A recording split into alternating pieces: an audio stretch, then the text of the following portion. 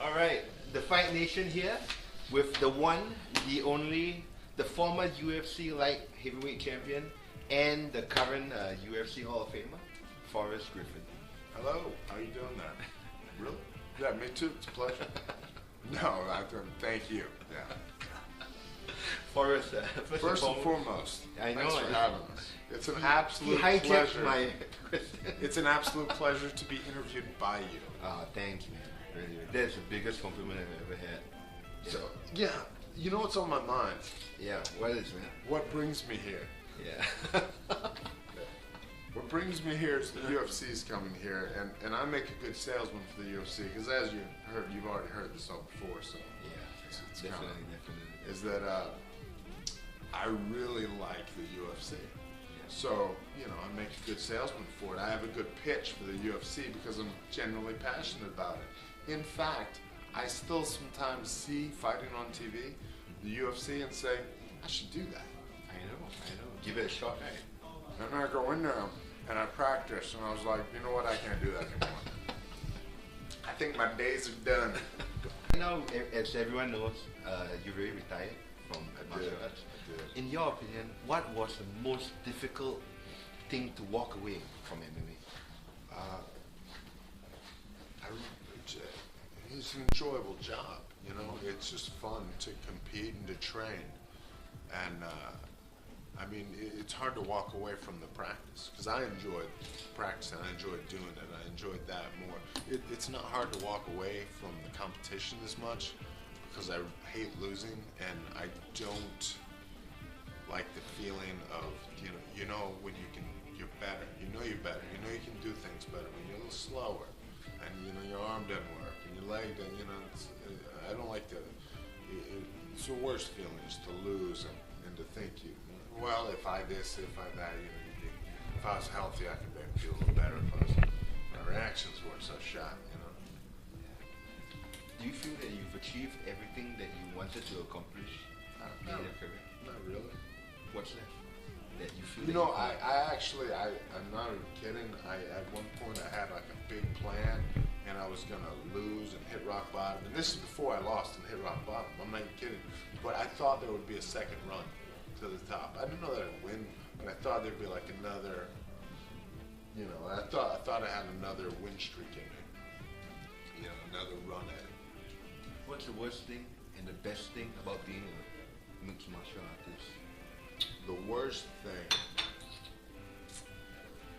is getting injured, not being able to compete in the sport you love, not being able to do what you like to do. The best thing is your job is just to get better at something you love. It's your passion. What's that? It's your real passion, or something that you really love. Yeah. You know, literally, you know, something I saw on TV and I thought, man, that's so cool, I want to do that. And then, you know, I did. Just want to start doing it. In your opinion, right, what was the greatest moment of your career? Was it that fight between you and It actually was that fight, yeah. even more so than winning the title? Yeah, even more so, yeah. Just because for me, that was it was a life-changing event. You know, that I haven't had a job since then. I haven't worked a job since 2004. My job for 8 years was to improve myself as a fighter, as a competitor, as a mixed martial artist. Do you feel that that fight alone changed the course of the UFC? It's because of that fight that the UFC has to credit that to where it is today? No, I mean, Dana said something a little softer than that, but I mean, obviously it was an important moment. You know, it was a moment where things could have maybe gone another way. You know, and people were like, oh, this is two average guys. They, you know, I think what helped is that me and Stefan are just pretty typical dudes. You know, I'm a typical Southern guy. He's a typical Midwestern. You know, and it's the very averageness. One of the big draws for me was I could do that. I don't have to be a super athlete. I don't have to be tall. There's weight classes. I don't have to be strong. I can be quick. Or if I'm slow, you know, I can be strong. You know, you don't have to be, you know, I'm probably athletically, I'm I'm a Division III college linebacker.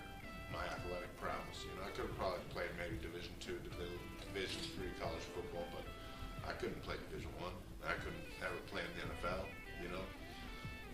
So, But you were good at fighting. yeah, but you know, because of you know, you don't have to be the best in the world. You can fight other guys at your level. It's common knowledge that your last fight was actually with Tito Ortiz. And like you said many times, that fight didn't go the way you wanted the fight to go. But however, that was the last fight. Are you happy that your career ended with that fight? No, that's that's just unfortunate. It's supposed to be his last fight, not mine. Yeah, you know. Again, I had a fight slated. I was sorry the fight failed. I thought it was a good matchup, and you know, If you could have the fate's a son of a gun. Yeah, I know. Get you. Tell me about it. If you could have one last fight with any fighter, all right, at your prime, at his prime, who would it Okay, be? yeah. Probably Vanderlei. Vanderlei. Silva. And I say that out of respect because I love the guy. I grew up watching him. He was, you know, one of my favorite guys, the way he fought, the tenacity he fought with. I never got there. He fights out of a finisher's instinct, and I fight out of a survival instinct. So we're very different in that regard, but at the same time, we thought it'd be. And now look at the future of where you are today. You know? Yeah. Is it different from being in the cage and right now you are quote unquote a corporate UFC guy? Yeah, why'd you put the quotes in there? Sorry. A corporate UFC guy. Yeah. Here's the thing. If I could do anything, this is the coolest thing. If I could do anything, it would be a UFC fight. Isn't that cool? I got to do that. I can't do it anymore, but I can still be involved with the sport. You know, I can help the sport grow. I can do things with what I love. You know, and that's a great opportunity for me. You know. I mean, on top of being a UFC fighter, I can give the UFC's money away to charities, which is pretty cool. When you go places and everybody shakes your hand, like, thank you so much. And I'm like, I'll pass that on to the people whose money it actually is. You guys know it wasn't my money. I'm just here on behalf of them. Yeah, thank you very much. No. I mean, on top of everything in your life, you're a fighter, you're a dad, UFC ambassador, and all that. You're actually a world-renowned author. Yes, I am. And you actually have a book, I mean 2 books that are the best books ever written by a man. Honestly, I said that. I'm glad you did. Thank you very much. I love books. I've read a lot of your MMA books. I agree with you. Yeah. These books are here. You should buy them. It's awesome books. If you don't buy them, honestly, I don't know how you live in Well, life. you need to buy them first of all. Yeah, definitely. Or borrow your friends and read it. Exactly. Or, you know, at least carry it around with you and look like you've read it. Exactly. The best book ever. Yeah. So the question is, right, would you ever write another book? And if you did, what would it be I've about? been in the process of not writing another book for about 5 years now. I've been taking notes and doing, working on the book. I really want to get this out there. It's a life guide. It's like a guide to life. It's a how-to for your life. Basically, it's the ultimate compendium of self-help books. Like, how to raise your child properly, if you will. It's a book that would blow anything from Tony Robbins away. I don't know. I've never read any Tony Robbins stuff. Okay. All right. Cool. Well, we're sure it'd be pretty damn good. Thank you. I'm not sure what would be, but I'm glad you are. Yeah. Given the first 2 books, it's gonna be pretty awesome. I'll tell you what's not going to be in it is a motivational guide, because I haven't been motivated to really start working on it ever. I bought a book on motivation once, and I was too lazy to read it. I couldn't get motivated. I'm not kidding. I was like, whatever, man. All right. Okay. The last part of the interview. Okay, we're gonna give you a few questions. Okay. All right? 4. No. That's not the answer. But yeah, answer whatever False. comes in. No, not that. But this is It might be one of the questions. All right. Okay. First question. All right. Where do you see the sport 10 years from now? I think it'll be in a similar place. Obviously, it'll have reached some more people, but I think it'll be as big as a lot of sports. Every year, every fight, it grows. What you call credibility internationally. Back in the States and Brazil and England and Canada, Mexico, it doesn't really need any credibility. But over here, it'll definitely have developed places like Indonesia, China, India, because, it's got the best thing going for it. It's international. Like, competition between two people is, like I said, it's the crux of all competition, It's what it all boils down to. Where do you see yourself 10 years from now? I will probably be the king of a small island. Maybe the Seychelles off the coast of France. And I'll have a guerrilla army. And I'll be probably wearing that loincloth, which is actually a sheep. And, probably just be kicking it. Cool. Will there ever be another fighter as charismatic and good looking as Forrest Griffin in the UFC? I mean, we can only hope. I'm sure there will be. If you didn't accept the tough gig many years ago in 17 days notice, would you be a professional door kicker right now?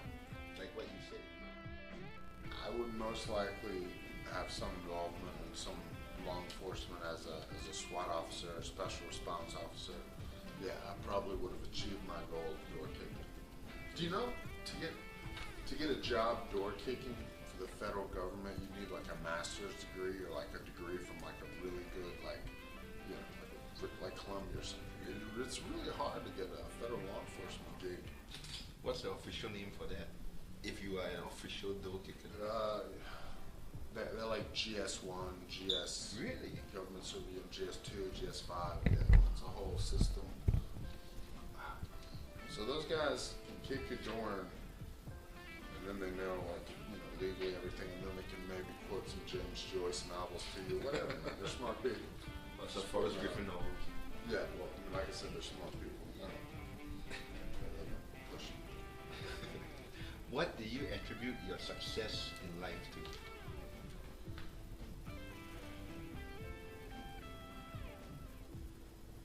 So we're going with the assumption that I've succeeded. Yes. That this is what success looks like right here. Of course. Okay. From the perception of if we're already if that's an accepted conclusion, then I've had a lot of luck in my life. People will point that out, but I've had a lot of bad luck too. I've been one of the luckiest people as far as freak accident luck. That's luck too, So I've had a tremendous amount of good luck and almost an equally tremendous amount of bad luck. Confirmation of circumstances. So what have I done well? I've worked pretty hard. I used to work very hard. But now it's pretty hard. Now I work pretty hard. All right. Okay. In your opinion, given that you're pretty much an expert on surviving the apocalypse, right? How would you kill a zombie with your bare hands? With my bare hands, the old school way. How would you kill it? Well, obviously you have to grab the zombie by the back of their head and smash the front of their head into the ground. Will you need him? No. Not in the body. I feel it. I'd try and trip him down and then stomp on his head. Trip him down, stomp on his head. Or if I could, a little foot sweep, stomp him down, or smash his head into the ground. Okay, cool. One last question. Yes. Even you've been asked before, I'm sure. If you could pick two fighters to survive a zombie apocalypse with you, who would you and why? Probably Stephen Bonner and Frank Mir because they have great tactical life skills, hunting, fishing, surviving, awesomeness. Yeah, the last one. That's important. There's no telling how many of you are going to make it. last question. Do you have anything to say to your fans of MMA, fans of UFC and all that? Yeah, to fans and future fans over here, you know, I genuinely thank you for having me. I always wanted to see Singapore, this part of the world, and you know, I just hope that you like UFC half as much as I do. You know, I hope you can watch it and give it a chance, and that, you know, it'll appeal to you. You know, it's got a definitely you know, kind of that Good stuff. got it. Yeah. Gravitas.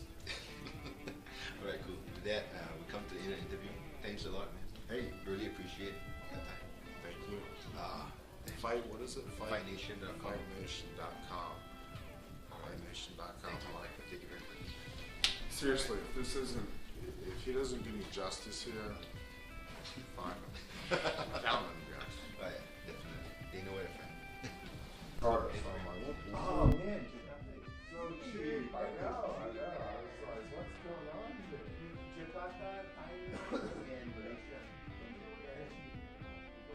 Oh, okay.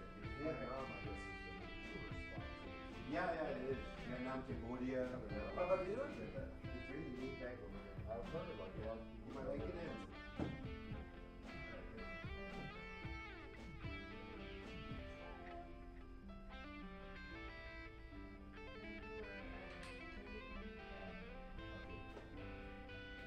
It is not that candy. Let's get a couple. Thanks, man. Thank you. That's